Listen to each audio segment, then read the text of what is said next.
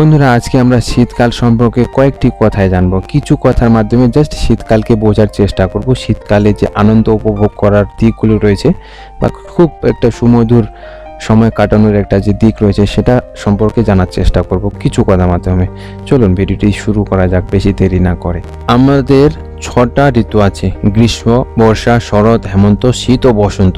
তার মধ্যে শীতকাল। এখন শীতকাল সম্পর্কে যদি কিছু ইনফরমেশন আমরা জানি, বা শীতকাল কেমন, বা শীতকালে মানুষ কতটা আরামদায়কভাবে বেঁচে থাকে, বা শীতকাল মানুষ কতটা ফুর্তিতে থাকে, তো সেই সম্পর্কে যদি আমরা জানতে চাই তো অবশ্যই শীতকাল অন্যতম একটা ঋতু। ম্যাজিক্যাল জগতে তোমাদের সবাইকে স্বাগত। শীতের ম্যাজিক্যাল জগতে অ্যাকচুয়ালি এই সময় বাতাস খুব শুষ্ক থাকে, সাথে গাছপালা বা যে বড় বড় পাহাড় পর্বত, সমতল ভূমি শীতে যে বরফ কণা আছে সেই বরফ কণায় সেটা ঢেকে যায়। প্রত্যেকটি তুষার কণা অনন্য প্রকৃতির একটি ছোট ছোট মাস্টারপিস। সাদা কম্বল তৈরি করতে নিচে ভেসে যাচ্ছে, মানে সম্পূর্ণ যে ছোট ছোট শীতের বরফ কণাগুলি রয়েছে কোনো একটা সমতল ভূমিতে যদি পুরো ছেয়ে যায় আস্তরণে, তাহলে একটা কম্বলের মতো সেটা মনে হয় একটা আস্তরণটাকে।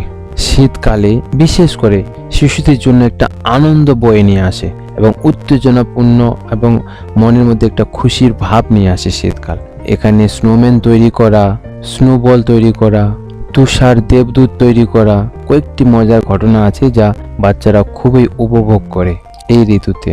তবে শীত মানেই শুধু ঠান্ডা নয়, এটা একটা আরামদায়ক একটা সময়কাল যা মানুষ ঘরের মধ্যে, ঘরের বাইরে, শীতের দিনে সকালে, বিকেলে বা বরফে ঢাকা কোনো এক জায়গায় সাদা সমতল ভূমির উপরে চোখ দিয়ে দেখে একটা মনে অদ্ভুত আনন্দ উল্লাস সৃষ্টি হয়।